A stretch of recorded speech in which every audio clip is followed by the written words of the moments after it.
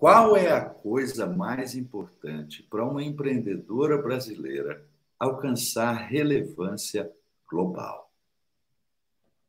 Visão e resiliência. Muito bom. Você está no mudo, Bruno. Eu estou no mudo, a frase mais falada desde a pandemia.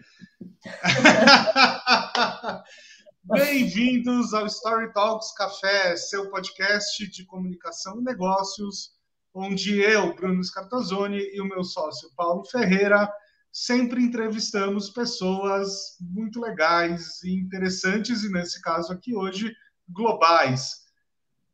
Paulo, quem é a entrevistada de hoje? Nossa convidada de hoje é empreendedora, palestrante, fundadora e presidente de uma das mais importantes agências de marketing digital do mundo. Ocupou cargos de marketing na American Express, Caring e Value Retail. Em apenas 5 anos, a agência digital que ela fundou foi adquirida pela Amyris. E ela continua a liderar a agência com foco no desenvolvimento da inovação em escala global. Conselheira de confiança de grandes empresas como TikTok, Chopard, Ford, Porsche. Ela é reconhecida internacionalmente como uma força motriz para moldar o futuro do marketing por meio da inovação digital. Com vocês, a presidente da MG Empower, Maíra Genovese. Muito obrigada, Paulo e Bruno. Muito feliz de estar aqui com vocês. Que honra! Muito feliz de poder participar desse podcast. Thank you. Agora eu vou misturar um pouco de inglês com thank you for having me, mas muito obrigada pelo convite. Sinto muito honrada. A gente que agradece muito. Sabemos que a sua agenda é pesadíssima, inclusive com fusos horários extremamente confusos, né? Porque atuando em vários países e tudo. Então, muito obrigado pelo seu tempo, pela sua disponibilidade de estar conosco aqui. Maíra, eu quero começar falando de um momento aqui que foi onde a gente se conectou originalmente para a sua palestra no South by Southwest, que aconteceu esse ano. E na sua palestra, você colocou bastante ênfase no aspecto da criação de experiências, de certo modo, diferenciando isso do conceito de inovação puramente. A inovação tem sido superestimada ou a gente precisa ir além disso? Como é que é? Esse é um tópico constante nos nossos brainstorms com os nossos clientes, né? Porque hoje em dia a gente se fala muito de inovação, né? É uma palavra que hoje é uma trend que a gente, né, escuta muito as marcas falando, né? Eu quero criar uma estratégia de comunicação de marketing digital que vai ser inovadora. Mas o que é inovação, né? No final do dia, o que significa criar uma estratégia de inovação? É você ser disrupted, é você tocar em plataformas como VR, Metaverse, ter um podcast. O que é? Inovação está linkado com tecnologia. Então, acho que falta um pouco hoje em dia do entendimento do que é inovação, porque todo mundo quer inovar, mas não necessariamente entende o que é se inovar. Porque inovar hoje é uma coisa que eu falei muito no South by Southwest, né? Inclusive, Paulo, a gente conversou muito sobre isso durante o meu treinamento, que inovação ela não está necessariamente linkada com a tecnologia, né? Inovação, hoje em dia, para você inovar, você precisa ter não só a tecnologia, mas ter o conteúdo, que vai ter uma resonate, me lembra como falar essa palavra? Vai ressoar com o público. Com a sua audiência, criar experiências que vão criar uma memória vendo aquele conteúdo. Então, isso pode ser uma forma de inovação também. Então, acho que a gente tem que desmistificar a palavra inovação linkada com a tecnologia e com a experiência, porque inovação é um conjunto, né? É um conjunto de você ter um conteúdo que vai ter que ressoar com a sua audiência, é um conteúdo que vai criar um recall de memória, que vai tocar no sentimento daquele consumidor que está vendo aquele conteúdo. E, obviamente, você pode linkar esse conteúdo com a parte de tecnologia. Então, se você quer entrar na experiência de gaming, por exemplo, né? Hoje a gente está fazendo muitos trabalhos com Roblox, que virou uma tendência muito grande agora de marcas quererem inovar dentro do Roblox, né? E eu sempre falo com os nossos clientes, não é que você está querendo inovar dentro do Roblox, você está querendo criar um conteúdo para a sua comunidade que está dentro do Roblox, né? Que é uma comunidade de gaming que já existe essa comunidade de gaming há muitos anos, né? Gaming é uma community que a gente existe desde a época que eu jogava videogame, Atari, né? Nintendo, PlayStation, mas nunca ninguém deu muito valor. Então, hoje, essa comunidade de gaming está sendo muito mais valorizada porque, né, as marcas e serviços entenderam que é uma comunidade com poder não de aquisitivo, né, de compra, mas com poder de criar essa comunidade para brand awareness, criar essa comunidade que vai falar sobre o produto, sobre o tema. Então, esse exemplo do Roblox eu gosto muito de dar, porque não é questão, eu quero inovar porque eu preciso estar no Roblox. Não, eu quero entrar no Roblox porque existe uma comunidade lá dentro que tem o perfil da minha marca, do meu serviço, eu quero conversar, engajar com essa audiência dentro de uma nova plataforma. E para isso você, né, de uma maneira, você vai estar inovando junto com uma tecnologia, mas que precisa ter o conteúdo correto dentro do Roblox, porque não adianta nada você querer inovar e entrar dentro do Roblox, mas fazer um conteúdo que não vai criar... Que não tem nada a ver com a plataforma, com aquele ambiente, na verdade, né? Exatamente. Eu acho muito legal a coisa que você colocou na sua palestra, que você trouxe agora aqui de novo, que é esse aspecto da conexão. E você exemplificou isso na sua palestra de uma maneira muito legal, que foi mostrando a sua conexão da época da sua adolescência com a Turma da Mônica. Né? E a gente tem essas conexões com personagens bem construídos, histórias bem construídas, e isso também se reflete no universo gamer, que eu não faço parte dele, mas o Bruno, sim, o Bruno é muito envolvido no universo gamer. O Bruno sabe muito bem do que a gente está falando. Sei. Roblox não muito, mas o resto, sim. Legal. No Southwest eu falei, você falou da memória de conteúdo, né? Que é uma coisa que eu sempre falo, que essa questão de conteúdo, ela já existe, né? Como a gente engaja como seres humanos com conteúdo, isso já existe desde quando nós nascemos, né? Mas a maneira como a gente vem sendo exposta ao conteúdo que mudou ao longo dos anos. Sim. Então, para mim, foi importante nessa minha conferência no South by Southwest relembrar a audiência que não é de hoje que a gente se conecta com o conteúdo, porque a gente está muito mais expostos a social media, né? A Instagram, Facebook, YouTube, podcast. Mas a gente sempre foi exposto a formas de conteúdo. Então, o exemplo que eu dei era o primeiro contato que eu tive com conteúdo foi através de gibi, né? É gibi que a gente fala, né? No Brasil. Sim. Eu lembro que todo domingo era dia de ir na banca com o meu pai. E meu pai ia comprar a Folha de São Paulo, e aí eu sabia que era a minha oportunidade de comprar duas coisas, o meu gibi e o meu álbum de figurinhas, comprar figurinha para colar no meu álbum. Então, quando eu comecei a ler com livros, obviamente, de escola, aqueles livros de criança, mas quando os meus pais queriam que eu desse uma improvisada na minha leitura, eles me apresentaram um gibi. Então, foi a primeira vez que eu fui exposta a um conteúdo de papel, né? Onde tinha imagens, onde tinha escrita. E a gente tinha o Tio Patinhas, a Turma da Mônica, o Cebolinha, a Magali, mas eu sempre me encantei pela história da Mônica, e até hoje eu tenho esse relacionamento com a Mônica muito forte dentro de mim. Eu acho que eu até brinco que a Mônica, o conteúdo que eu absorvi lendo, né, as histórias do Maurício de Souza, que me ajudou muito na formação de quem eu sou hoje. Quando eu falei, quando você fazia a pergunta de resiliência, né? É uma coisa que a Mônica tinha muito. E eu não só tinha essa questão da Mônica do dente, que a gente eu era dentuça igual, até pior que a Mônica. Então, eu era muito bullied na escola. Eu chegava na escola, todo mundo meio que fã da maneira como a minha aparência, o meu dente. Eu tinha que ficar constantemente brigando para me proteger, para eu proteger eu mesma, né? E entender que a minha aparência não ia definir a pessoa que eu era, ou que eu seria.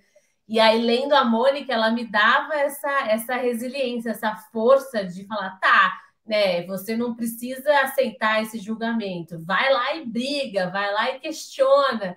Então, hoje, eu achei interessante falar isso no South by Southwest, porque foi a primeira forma de conteúdo que eu tive acesso e que eu trago comigo até hoje, né? Então, acho que essa questão do conteúdo que cria memória, o recall, que o resonate, é muito importante hoje em dia para qualquer tipo de conteúdo, seja de marca, de serviço ou de notícias. Muito legal esse exemplo.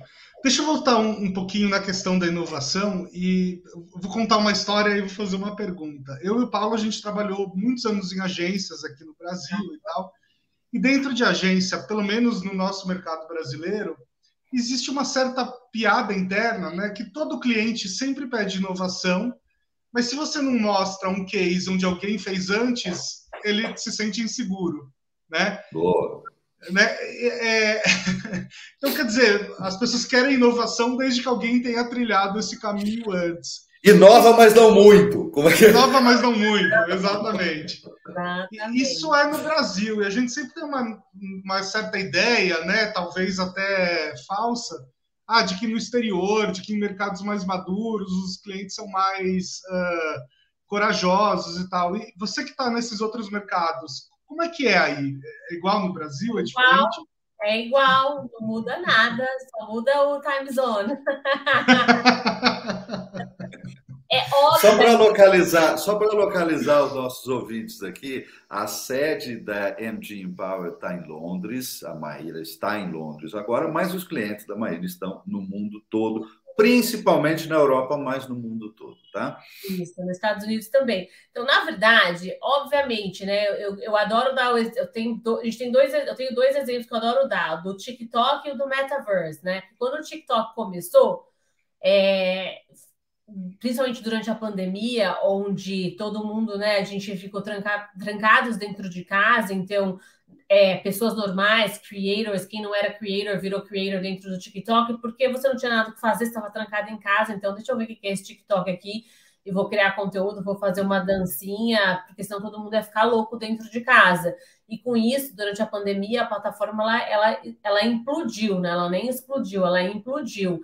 Então, influencers que eram dentro de Instagram, Facebook, criaram contas no TikTok e cresceram dentro do TikTok, mas também foram lançados TikTokers, que a gente chama, né? Pessoas que não eram influencers, não eram creators, mas durante a pandemia falou, deixa eu ver o que é isso daqui, vou ficar criando conteúdo, e do nada viram os seus conteúdos a terem 1 milhão de views, e de repente viu aquilo como uma oportunidade de virar um TikToker, né? Porque não necessariamente hoje quem tem um número de seguidores grande no TikTok reflete isso no Instagram e vice-versa. Então, hoje você tem creators que são creators do TikTok e creators que são creators do Instagram.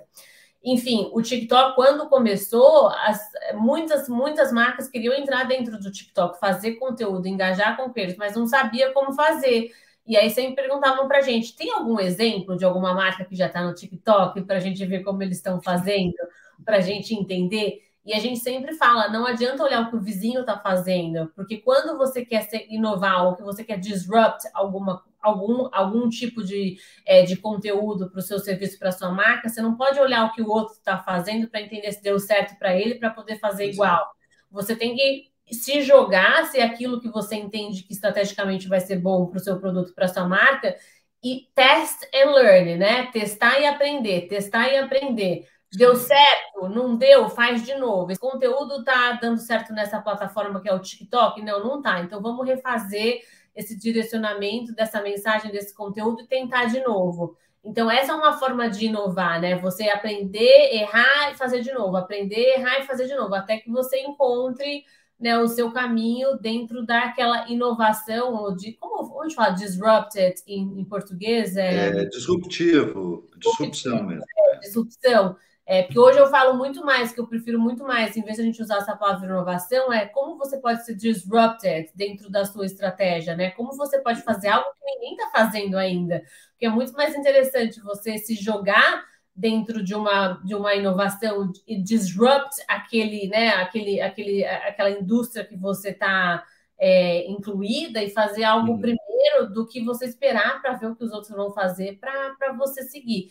Então, obviamente, né, por exemplo, Metaverse, muitos nossos clientes estão querendo entender o que é o Metaverse, como que eles vão fazer para navegar dentro do Metaverse, como vai fazer essa questão do avatar, né?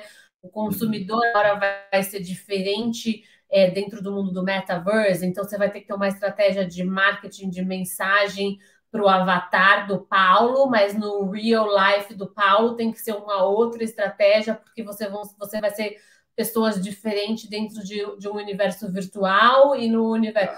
Então, hoje a gente conversa muito sobre isso, e aí, obviamente, existe aquela questão, quem já está fazendo conteúdo no Metaverse, né? Quem já está criando esse mundo virtual? Para a gente ver se a gente pode fazer também. Então, é essa questão. E aí, acho que como agência, a gente tem que fazer essa parte de educar, né, o cliente, que se você acha que aquilo estrategicamente vai ser bom para a sua marca, tá no TikTok, ou criar um mundo virtual dentro do Metaverse, não precisa esperar o seu competidor ou alguma marca fazer. Você tem que encarar e fazer, mesmo que seja o primeiro. E até porque está todo mundo prototipando, está todo mundo arriscando, testando e aprendendo no processo, né? Acho que talvez a primeira coisa mais importante da resposta para qualquer dessas entradas de marcas em novas plataformas é sempre entender o seguinte: olha, inovação garantida e segura é uma coisa inexistente. Ou é inovação, ou é garantido e seguro. As duas coisas não é uma possibilidade, é impossível. Exato. Agora, Mayra, eu não posso deixar de tentar prestar aqui um serviço, digamos, para os nossos ouvintes, que tem uma certa diversidade aqui, gente interessada em comunicação, interessada em negócios, influências, gente que quer estimular suas marcas ou suas presenças digitais. E você está num ponto muito relevante exatamente no meio disso tudo. Então, a pergunta é mais ou menos a seguinte: qual é o segredo para escolher um bom criador de conteúdo? Qual o segredo para ser relevante como criador de conteúdo? Onde é que... Porque você tem uma experiência muito grande nessa seleção, nesse match, né? Esse match de marca com criador. Onde é que estão as questões fundamentais aí? Mudou muito de quando eu comecei, né, com a agência há 5 anos atrás, de como é hoje, né? E eu sempre adoro dar o exemplo da Camila Coutinho, né? Que eu trabalhei com a Cami no início da existência da minha agência. A Camila era uma dos talentos que a gente representava. E na época da Cami, a gente está falando de 6 anos atrás, a gente era, né, o criador, o influencer, como fazer parceria com marca, era uma coisa muito nova ainda, que estava todo mundo entendendo como navegar, né, essa relação entre marca e criador e vice-versa. E na minha época, 6 anos atrás, que nem é muito longe, a gente está falando só de 5, 6 anos, é um período de evolução dessa indústria muito curto, a gente tinha apenas 3 métricas, né, que era o número de likes, comentários e quantos followers você tinha como criador.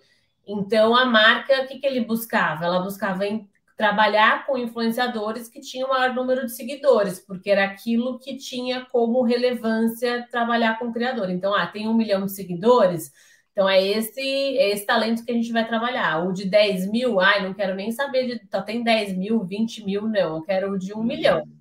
E foi quando eu comecei a trabalhar com a Cami, né, que eu lembro que todas essas meninas que tinham 1 milhão, nossa, essa época era assim, para eles foram o auge, né, porque assim, era o mundo inteiro querendo trabalhar, né, no caso da Cami, com a Camila, e não era só o Brasil, era global, porque era pouquíssimos talentos que já tinham 1 milhão de seguidores, né, então quem tinha, as marcas estavam procurando no mundo, quem são os talentos que têm 1 milhão.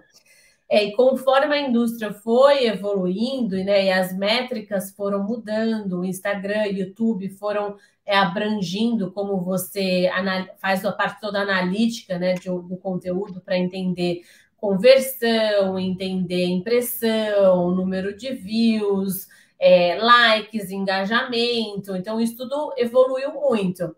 Então, hoje em dia, para você, uma marca, escolher o criador certo, não basta só você ter o data, né, o analítico. Então, assim, obviamente, o analítico ele é muito importante. Eu sempre falo, não é só sobre números, mas também a gente nos cegar e dizer que o número não é relevante, também é muita, eu digo que é hipocrisia dizer que você só precisa ter um criador que gere conteúdo orgânico e autêntico. Não, é uma combinação. Então, eu sempre falo, para a marca, você tem que ter, primeiro a gente tem que entender o analítico, né? Parte 1. Porque se você está fazendo uma campanha que você quer fazer um conteúdo que vai apply, né, para o mercado americano, você tem que ter certeza que aquela demografia daquele influencer, daquele talento, esteja dentro do mercado americano. Porque Sim. Também eu vou lá, quero trabalhar com o Paulo, mas o Paulo está no Brasil e 80% dos seguidores dele estão no Brasil, mas eu vou contratar ele para uma campanha nos Estados Unidos, obviamente eu não vou conseguir o resultado. Então, a parte de data, ela é muito importante para você entender, né, a audiência, para você entender o engajamento, entender também, hoje em dia, a gente vê dentro da tecnologia da plataforma que a gente tem aqui, o quanto seguidores falsos muitos talentos têm. Infelizmente, isso acontece muito, que a gente chama dos fake followers. Então, ainda existe esse mercado de compra de seguidores. Então, é importante que seja feita uma análise de data. Passando por isso, a gente tem que entender, tá? Esse conteúdo desse talento é um conteúdo que ele passa autenticidade, ele tem um conteúdo que resonate, né, que ressoa com a marca que a gente vai contratar para ele estar falando sobre a marca. Ele já fala sobre esse assunto. Por exemplo, a gente está fazendo uma campanha sobre menopausa agora, com produto de menopausa, que é super específico. Então, eu preciso entender se aquele talento que a gente está contratando, se ele já fala sobre o assunto menopausa dentro das plataformas dele, porque tem que ser uma coisa autêntica, tem que ser um conteúdo orgânico. Eu não posso contratar um talento que eu vou jogar ele lá para falar sobre menopausa, mas ele nunca falou, porque a audiência dele vai falar, não, mas calma aí, o que ela está falando sobre menopausa? De onde vem esse assunto? Exato. Esse assunto que essa pessoa nunca falou. Então, toda essa questão de entender, tá, esse talento falou já sobre esse assunto?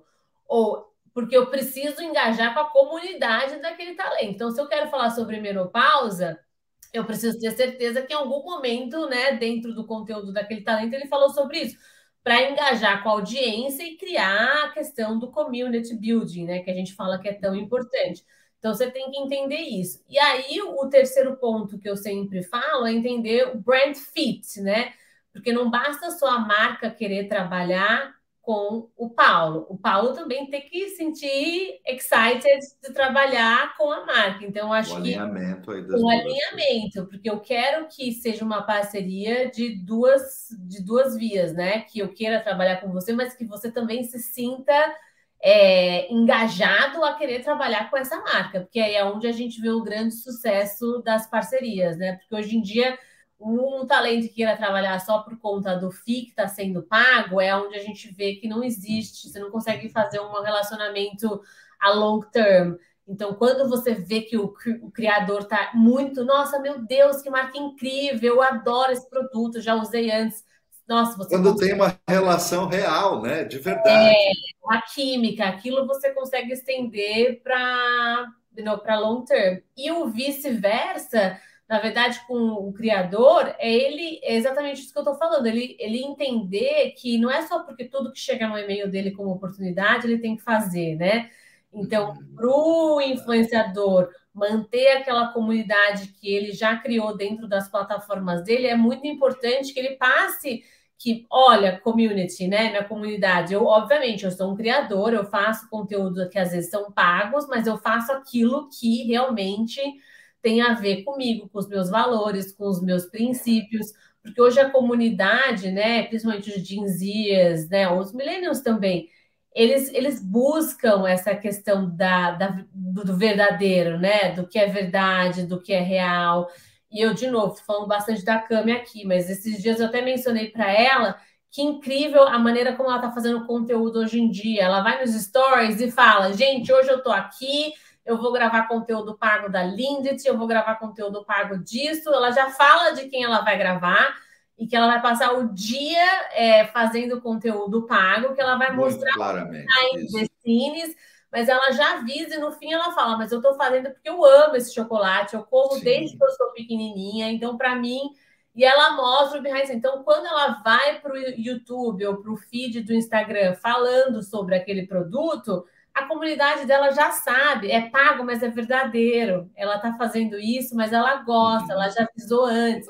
Então, eu acho que quanto mais autêntico e verdadeiro o criador, ele passa a ser dentro do conteúdo que ele cria, mais engajamento ele vai ter e, com certeza, tendo mais engajamento, vai ter mais procura também de marcas, porque hoje a marca procura engajamento que seja verdadeiro. Então, acho que seriam esses os meus, a minha opinião. Bom, eu não posso deixar de, obviamente, mandar um beijo enorme para a Camila Coutinho, nossa amiga em comum, que inclusive nos colocou em contato e nos deu aqui a oportunidade de estar aqui hoje com a Maíra, e um exemplo de uma criadora de conteúdo relevante globalmente, com resultados assustadores. Não tem outra palavra. Então, eu queria emendar esse assunto aí para fazer uma pergunta. Maíra, você trabalhou já, né, com criadores brasileiros, com criadores internacionais, e tem alguma coisa que os criadores brasileiros fazem que é referência no mundo, que é visto de uma maneira diferente, ou esse é um mercado que já está todo mundo mais ou menos igual? Olha, uma coisa que o Brasil hoje está muito, que os mercados olham muito, é conteúdo de meme no Brasil. Porque meme é uma coisa que... É meme que fala em português, né? Sim, isso, exatamente. Memes no Brasil é uma coisa que já acontece há muito tempo, né? Há muitos anos. Não é uma coisa nova, memes no Brasil. Só que nos Estados Unidos e na Europa é uma coisa que ela não é tão nova quanto no Brasil. E o Brasil acaba sendo referência para conteúdo de meme. É muito engraçado. A gente sempre, quando tem brainstorms, e agora marcas, por exemplo, a gente tem um cliente que é um dating app que chama Bumble. A gente está fazendo muito conteúdo para Bumble com memes. E a referência deles veio de memes do Brasil. E no Brasil fazem um canal que só fala sobre aplicativo de relacionamento. E aí a ideia que eles tiveram de fazer essa questão de meme, conteúdo de meme com criador de meme, veio de uma inspiração brasileira. Então, acho que no Brasil, hoje em dia, essa questão de meme é muito forte aí. Assim, tem muitos... O TikTok, por exemplo, que é o nosso cliente, a gente aciona memes mensalmente no Brasil com o TikTok. Olha só. Então vou contar uma história para você ver que isso não é também novidade no Brasil. A gente faz meme há muito tempo, só que de outras maneiras. Nas últimas eleições, a Folha de São Paulo lançou uma série de podcasts que eram cada podcast falando de um presidente brasileiro, desde lá do começo da República, né?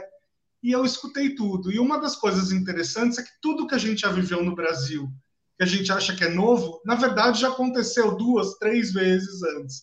Tudo, absolutamente tudo.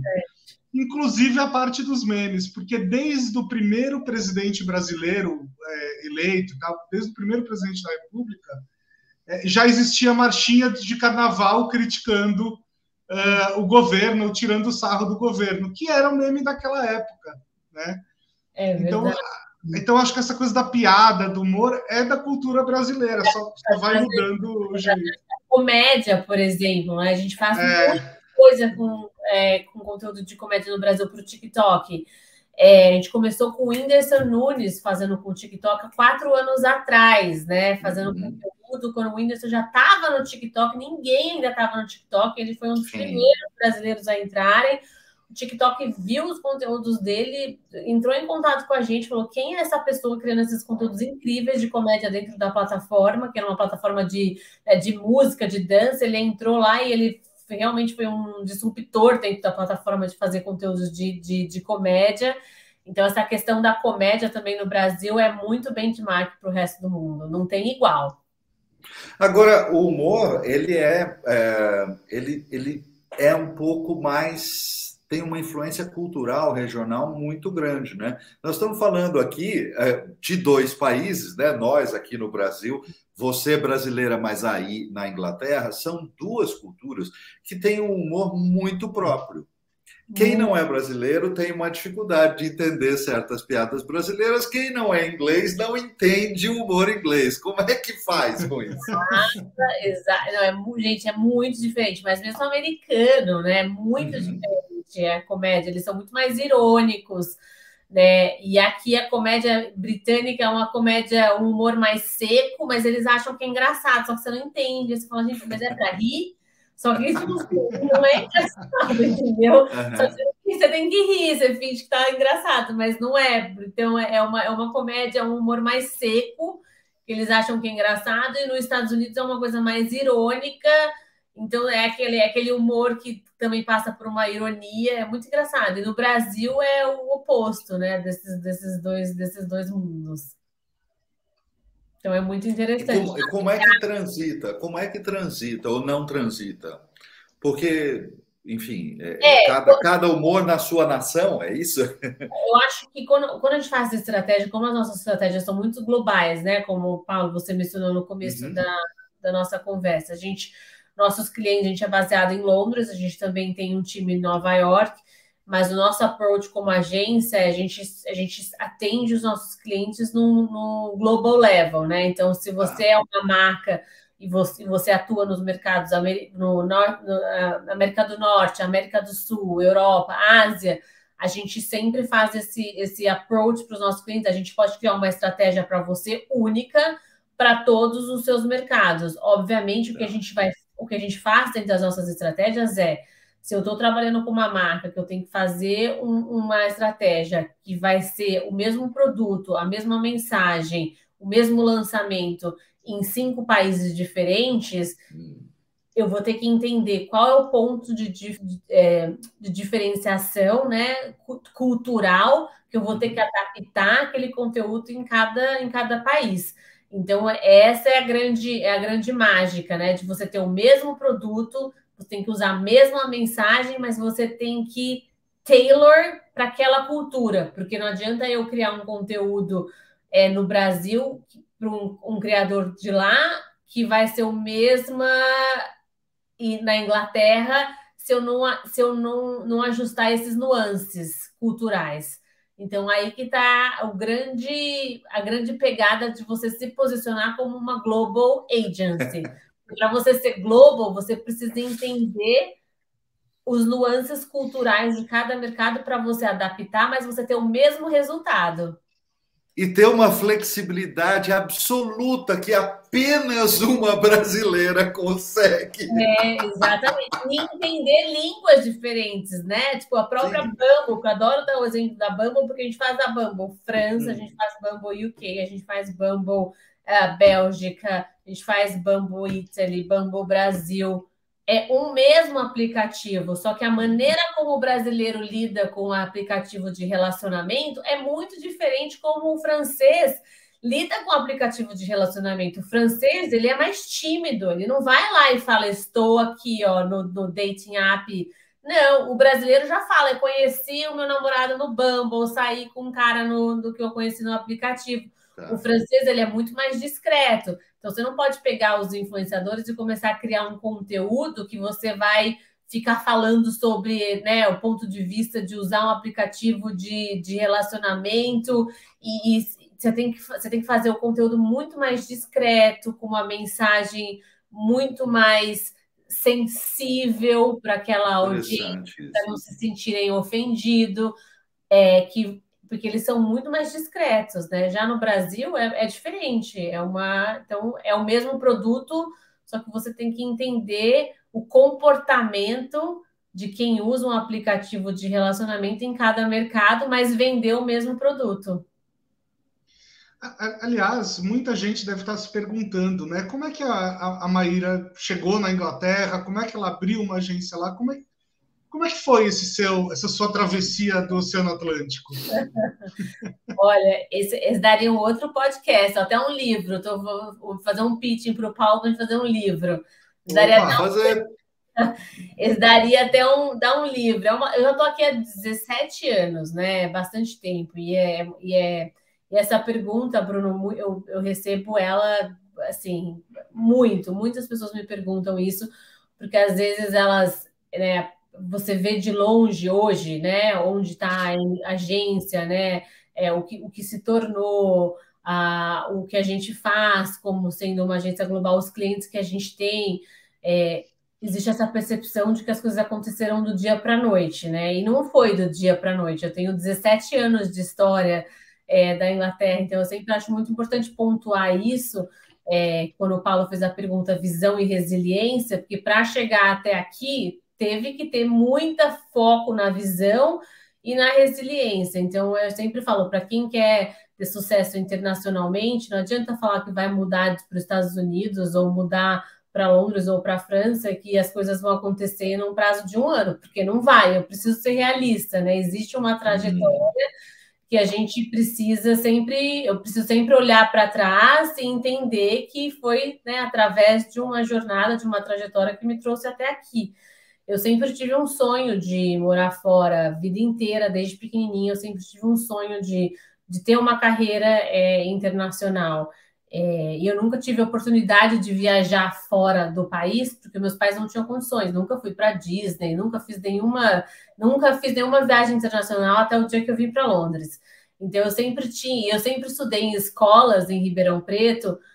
Meus pais eles nunca foram ricos, sempre batalharam muito, mas uma coisa que eles sempre focaram foi nos nossos estudos. Então a gente não tem o que dá para você a roupa de marca, né, da Triton, da Forum, Pacalolo, da minha época, mas a gente vai focar em trabalhar para te dar o melhor estudo. Então, a gente sempre estudou em boas escolas em Ribeirão Preto. Então, eu sempre convivi muito num ambiente onde as pessoas tinham muito dinheiro, moravam em mansões. A Ribeirão, não sei se vocês conhecem Ribeirão, mas Ribeirão é a terra da cana-de-açúcar, da usina, dos fazendeiros, é uma cidade de pessoas muito ricas. Eu sempre convivi nesse ambiente onde as pessoas eram muito ricas. Então, as minhas amigas viajavam para Estados Unidos 3 vezes ao ano, julho vai para Disney, não vai esquiar. E eu nunca tive acesso a isso, mas eu tinha acesso à educação. Então, eu fui construindo essa vontade de, nossa, como que será que é lá fora, né? Onde é a Disney? O que é os Estados Unidos? O que é a Europa?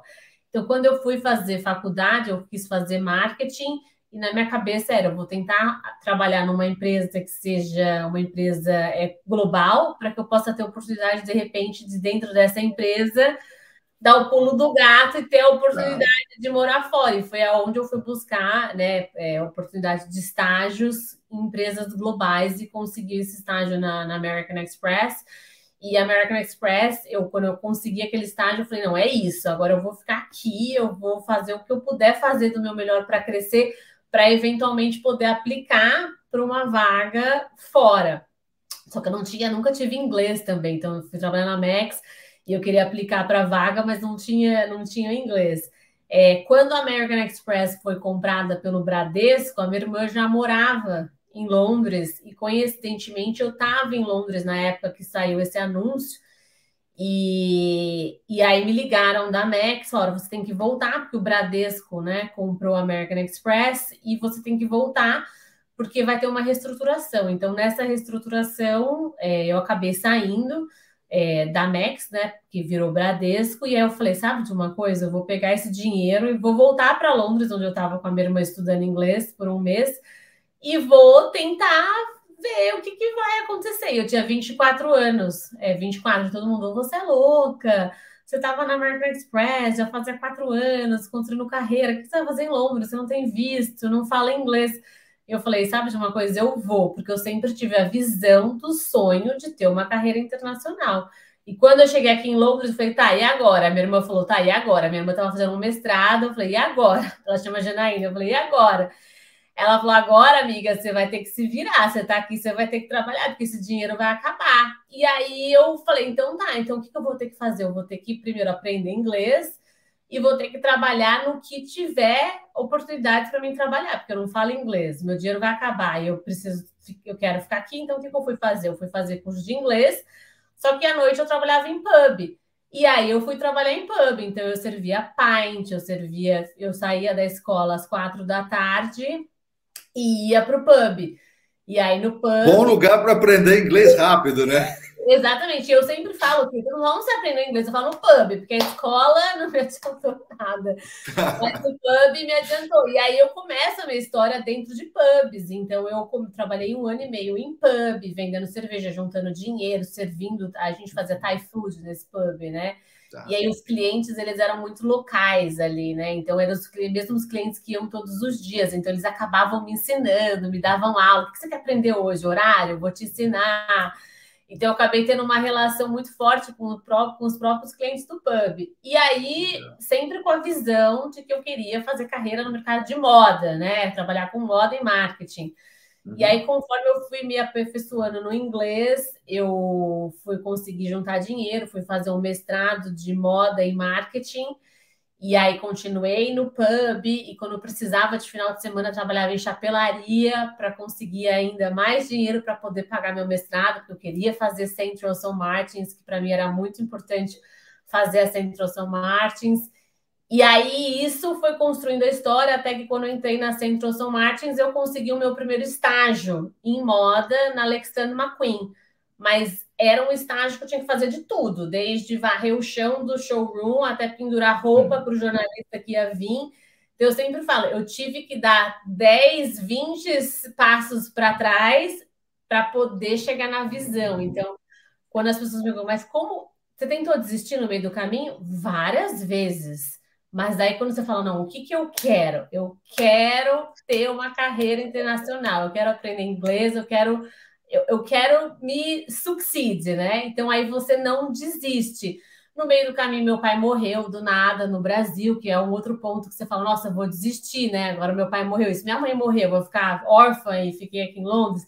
Então, muitas coisas aconteceram no meio do caminho, mas foi uma jornada, de novo, né? De muita resiliência, foco e visão. Então, obviamente, como eu cheguei até a Imaging Power, foi um processo de estudo, de trabalhar em pub, restaurante, chapelaria, loja, até conseguir o primeiro estágio, aí que eu consegui uma Queen, aí eu entrei na Kering, e aí quando eu tava na Kering, eu falei, agora eu tô aqui dentro, daqui ninguém me tira, agora eu vou fazer carreira aqui dentro. Então, sempre quando eu conseguia um passo, eu falava, agora eu vou ficar, e eu vou conseguir crescer. E eu cresci muito rápido dentro da Kering também, né, como estágio, consegui depois ficar permanente, e aí você vai construindo relações, fazendo networking e foco na visão aonde você quer. E aí, quando eu fiquei grávida, já estava se surgindo essa história de influencer, digital, e eu já estava com 12, 13 anos de Londres e 10 anos, mais ou menos uns 8 anos de experiência trabalhando com marketing já. Eu falei, não, agora é a hora de eu fazer o meu grande sonho, né? Eu me senti preparada para voar solo. Mas aí, de novo, né? Muitas pessoas falam, você é louca, você chegou até aqui, fez de tudo, agora que conseguiu, vai largar tudo de novo e vai começar de novo. Você fala, não, vou, porque o foco era ter um voo solo, e agora eu me sinto pronta para isso. Comecei pequena e era só eu, comecei num café, minha história até o podcast se chama Café. Como é o nome do podcast de novo? Story Talks Café. Então, a minha história começa num café, então tem tudo a ver. Um dia eu falo, eu não quero mais trabalhar, eu peço demissão e vou para um café, e todo mundo me chama de louco. Eu abro o laptop e começo a escrever o que eu queria que fosse a agência dentro de um café, né? E o café se torna onde tudo começa, que eu vou para esse café todos os dias com o Antônio, que tinha 3 meses, e fico lá, deixo o Antônio e vou escrevendo o que eu quero que essa empresa seja. Me lembrou um pouco a história da J.K. Rowling, isso. É verdade, eu nunca tinha pensado. E aí a história começa num café e tudo aconteceu muito orgânico, assim, muito orgânico. Como o Paulo disse no começo, a gente tem 6 anos agora de empresa, é muito pouco tempo. Hoje nós somos 8 funcionários aqui em Londres, 5 em Nova York. Atendemos clientes globais, mas, de novo, tudo aconteceu muito... eu nunca, graças a Deus, precisei correr atrás de cliente. Foi muito word of mouth, assim, recomendação. Consegue um cliente que recomenda para outro. E aí eu sempre tive esse sonho, mas eu nunca imaginei que eu ia chegar a esse tamanho que hoje nós somos. E aí muitas pessoas me perguntam, tá, mas e aí, né? Agora você chegou, você vendeu, e agora? O que é o próximo passo? E aí eu sempre falo que é a busca do propósito, né? Que a gente tem que acordar todo dia de manhã e entender qual que é o propósito de tudo isso, né? Por que você está fazendo esse podcast? Por que você está fazendo o seu trabalho? Eu sempre digo que quando eu vi que a Imaging Power começou a tomar uma proporção muito grande, muito maior do que aquilo que eu visualizei, eu falei, então, mas espera, calma, cheguei onde eu cheguei, mas por que eu estou fazendo tudo isso? Né? Tipo, né? Qual que é o propósito disso tudo? É o dinheiro? Não, não é o dinheiro, porque eu nunca fui uma pessoa que foi ligada, foco no dinheiro, né? O dinheiro eu sempre falo que é uma consequência do que você faz, né? Se você é passionate, tem paixão para aquilo que você faz, você se dedica, o dinheiro é uma consequência, ele vem, né? O dinheiro nunca pode ser o seu primeiro objetivo. Não é um objetivo válido, é um resultado. Não, é um resultado, exatamente. E aí, um dia, nessa busca do propósito, eu falei, gente, é que eu estava me incomodando, eu falei, tá bom, e agora, né? O que é o propósito? Por que eu vou continuar fazendo tudo isso e crescer, e crescer, e crescer? E aí, um dia, depois de muitas reflexões, eu entendi que o propósito da Imaging Power já fala pelo próprio nome, né? Tipo, Empower é empoderamento. Então, hoje, se você me perguntar qual é o seu propósito, meu propósito é empoderar pessoas. Quem são essas pessoas? São os meus funcionários, em primeiro lugar. Porque eu quero empoderar sonhos, porque os meus sonhos foram empoderados por muitas pessoas que passaram o meu caminho aqui em Londres. Muitas pessoas me deram chances, entenderam o meu sonho, estenderam a mão e me deram a oportunidade. Então, eu faço isso hoje com os meus funcionários. Então, se vocês vierem para Londres, vocês vão ver. Eu tenho francês, italiano, grego, japonês, americano, negro, gay... pretos, desculpa, eu falei errado. Que é justamente a ideia de uma empresa global que tem um entendimento global. Senão não tem. Exatamente. Então tem essa diversidade, e hoje, quando eu vejo currículo, obviamente eu vejo experiência, mas eu estou muito mais interessada nas histórias das pessoas, né? Como eu posso empoderar a sua história e o seu sonho através da sua experiência? Então, hoje a Imaging Power, esse é o grande propósito, né? Uma agência global, para dar uma oportunidade global, para ter uma diversidade de funcionários e, obviamente, diversidade de clientes e empoderar todo mundo de uma maneira como eu fui empoderada durante a minha carreira, a minha vida. Então, é meio que eu sempre falo, now I'm giving it back to the universe, to people. Não é mais... Essa é mais ou menos um brief, de deixar eu ficar contando aqui a história. Mas, olha, Maíra, não tem jeito. Agora a gente tem realmente que colocar isso. Nós precisamos fazer esse livro, porque assim, é inacreditável. Assim, a história é muito bacana.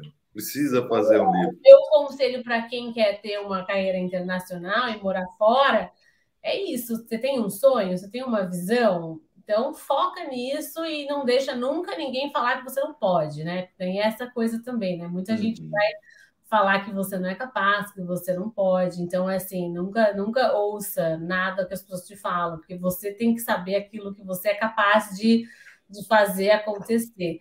Então, acho que essa é o grande, pelo menos o grande mantra para mim, para as pessoas quando me perguntam como chegou até aí, né? Então, resumidamente. Não, e assim, a gente já conversou bastante, eu fiz o seu treinamento todo, mas neste momento, com esta narrativa que você colocou, parece que o nome da tua empresa, Empower, ele ganhou um outro grau de significância para mim, você entendeu? O Empower é essa própria história, muito louco isso. Exatamente. Exatamente. Muito forte isso. Que legal. Muito legal, muito inspirador mesmo. E eu acho que a gente está num momento no Brasil, né, que a gente precisa de histórias inspiradoras, porque é é tanta notícia ruim que a gente precisa conhecer algumas pessoas que deram certo. Assim, então, muito legal. Sim, sim. E outra coisa de notícias, eu sempre falo, notícia ruim a gente sempre vai ter, né? Mas como a gente tentar, eu sei que é muito difícil, mas tentar que a notícia de fora não afete o sonho que você tem dentro, né? Porque às vezes a gente sempre fala, né? Vamos dar o exemplo de político, né? De presidentes e ministros que às vezes vão muito contra aquilo que a gente gostaria que eles fossem, né? E a gente acaba usando aquilo como uma forma de eu não estou conseguindo realizar isso porque eu tenho um ministro que faz isso, ou porque eu tenho um presidente que faz aquilo. Então, como você não deixar que as interferências, né, do que acontece que não está dentro do seu controle, porque não está, né, dentro do seu controle, o ministro que você vai ter, o tipo de presidente que está ali, o governador, você não tem controle, o controle que você tem é de um voto, né, mas seu voto dentro de milhões, você não vai conseguir Ninguém mudar. decide sozinho, né? Sozinho, mas como não deixar interferências lá de fora afetarem o que você quer realizar como pessoa, como sonho. Então, é uma outra coisa que eu sempre tive dentro de mim, né? O mundo pode estar desabando. O próprio Covid, né? A pandemia, a gente tinha duas escolhas naquele momento. Ou entrar numa depressão, entrar debaixo do edredom, ficar comendo chocolate, ficar chorando, e agora o que vai acontecer? Ou arregaçar a manga e falar, tá, o que eu posso fazer dentro desse cenário que vai fazer com que eu continue podendo trabalhar, que os meus funcionários não percam empregos. Uhum. E aí a gente fala, como eu posso ser inovadora ou disrupt dentro de uma situação que eu não tenho controle. Eu não sei quando esse vírus vai acabar, não sei quando a vacina vai chegar, não sei se eu vou morrer, não sei o que vai acontecer, mas eu estou viva. Enquanto eu estou viva, o que eu posso fazer dentro dessa situação? E aí é onde a gente teve que se recriar. E a gente se recriou como? Trazendo live streamings para os nossos clientes. Olha, você não pode mais fazer o evento no Fashion Week, mas como a gente pode fazer streaming do seu show? Você não pode mais fazer um evento para lançar o seu novo creme, mas como a gente pode fazer um shop live streaming para você vender esse produto virtualmente? Então, é onde você tem que se adaptar dentro da situação que você se encontra e não deixar com que a situação te faça com que você congele, que você fala, tá, isso não tá como eu gostaria, então eu não vou fazer nada. Então, eu sempre falo, nunca deixe a situação do que você não ter controle ser uma desculpa para você não fazer acontecer. É até engraçado que algumas Poderoso pessoas... isso aí. E é engraçado que algumas pessoas acham que fugindo do Brasil, elas vão fugir de todos os problemas do mundo, né? Como se não existissem problemas em qualquer país, né? Agora, por exemplo, está acontecendo uma guerra aí, não do lado, mas relativamente perto, afeta muito mais vocês do que a gente, enfim. Né? Cada país tem seus problemas. A Ucrânia está aqui do nosso lado. Tenho amigas minhas que ficam na paranoia que já fizeram a mala. Se caso a Rússia ataque algum dos países da Europa fora da Ucrânia, já vai pegar a mala e já vai para o Brasil. Porque o Brasil, a Austrália e o Japão dizem que se a gente entrar numa terceira guerra mundial, vai ser os países mais seguros de se estar no momento. Aí eu falo para as minhas amigas, gente, calma. Sabe, você está deixando de viver. Hoje a gente já está com a mala pronta, porque caso tenha uma bomba na França, você já vai embarcar. Não, está acontecendo. O que eu posso fazer para ajudar, se eu puder, né? Tem muitas pessoas da Ucrânia chegando aqui na Inglaterra. Então, assim, né? Ao invés da gente se congelar com aquela situação, meu Deus, o que vai acontecer? Se o Putin chegar aqui na Europa, o que vai acontecer? Vai implodir a Europa? Vamos day by day, né? Tipo assim, e o que eu posso fazer hoje para ajudar aquelas pessoas que estão precisando? Então, no nosso caso, a gente está tentando entender imigrantes que estão vindo da Ucrânia, como a gente pode contratar imigrantes, né, para vir trabalhar na agência. Então, como a gente poder, né, eu sempre falo, fazer do limão uma limonada e não deixar com que, né, as situações externas te paralisem. Fazer o melhor que você possa com o que a realidade apresenta, né? Participando dela de uma maneira a ajudar, de uma maneira positiva. Que bom isso, que lindo isso. Maíra, assim, não vamos estender demais, que sabemos que a sua agenda é complicadíssima, agradecemos demais o tempo todo que você dedicou aqui para nos contar tudo isso, com uma riqueza, com todo um detalhamento aí muito, muito legal. E a gente sempre, quando vai para o encerramento, a gente dá primeiro essa prerrogativa, essa licença aí para o nosso convidado dizer o que ele tiver vontade, ele se colocar, ou ele dar a dica que ele quiser, ou falar qualquer coisa que ele considere que é um valor, o que faltou ser dito durante a conversa. Ou fazer um jabá também, né? Enfim. Também, à vontade. Faça o que você quiser. Eu não sou muito de fazer jabá. Eu sempre digo, né? De novo, acho que eu vou tocar no mesmo ponto. Eu adoro essa questão do empoderamento, né? Do empoderamento, para mim, é uma coisa que eu respiro, né? Empoderar pessoas, poder contribuir da maneira que eu posso.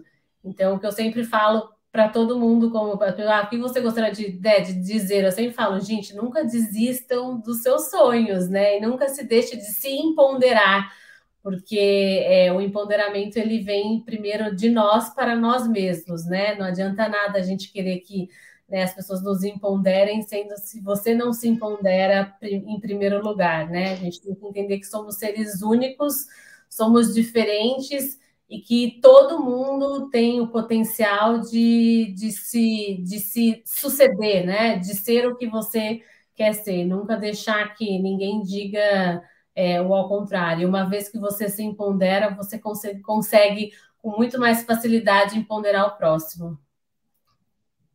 Muito bom. Muito obrigado. Obrigada a vocês, queridos. Muito obrigada pelo convite. Foi um prazer te conhecer, Bruno. Igualmente. Estamos juntos. Se vocês precisarem, contem com a gente. Maravilha. Faremos isso. Um grande beijo. Obrigada. Um beijo. Até mais, gente. Até mais.